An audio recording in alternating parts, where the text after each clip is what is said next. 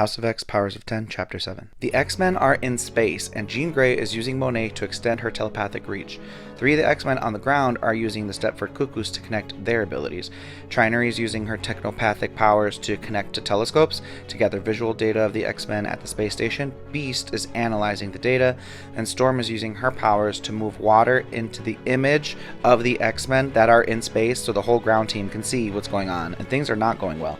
Archangel and Husk are dead, Logan is injured, and so is Nightcrawler. On the ground, Magneto asks if they can complete the mission, and Scott says yes. Wolverine says yes, Nightcrawler's like, let's go. He's gonna teleport Scott, Mystique, and Wolverine and himself to each of the 4 collars that hold up the Mother Mold. Each releases a collar, drop the bitch into the sun. Dr. Gregor is cowering on the ground, paralyzed by defeat, and Karima tells her, get up. If you don't get up, your husband Erasmus just killed himself for nothing. And with that, Dr. Gregor is back in action. She calls the captain to make a plan.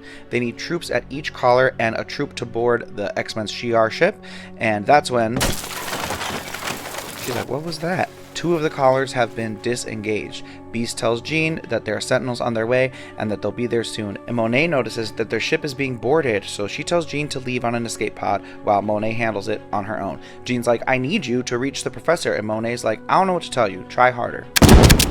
Scott reaches his collar. All that leaves is Mystique, and she is just strolling along. She says she got lost, and this really costs her. Dr. Gregor and Karima catch her and open a hatch that's just open to the vacuum of space, and it sucks Mystique outside of the Orchis station. And now Gregor wants to bring the Mother Mold online, even though it isn't sane yet, and it only takes 30 seconds to boot up. Scott sees its eyes turn on, and Jean tells the professor they failed. They don't know what to do, and the professor says, do whatever it takes. Kurt and Logan know what they have to do. Logan asks Kurt if he really believes in heaven. Kurt tells him that when we wake from this earthly slumber, I will be there waiting for you. And he lays a hand on Logan, and he teleports him out into outer space, where Kurt disintegrates in the heat of the sun immediately. And Logan uses his last shreds of regeneration to tear through the final collar.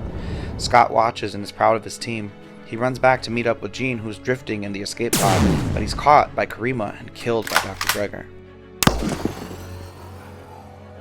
Jean's the only one left. Beast sees that the Sentinels have reached her, and the mission is ending the way Sentinels always end things, with destruction and death. No more.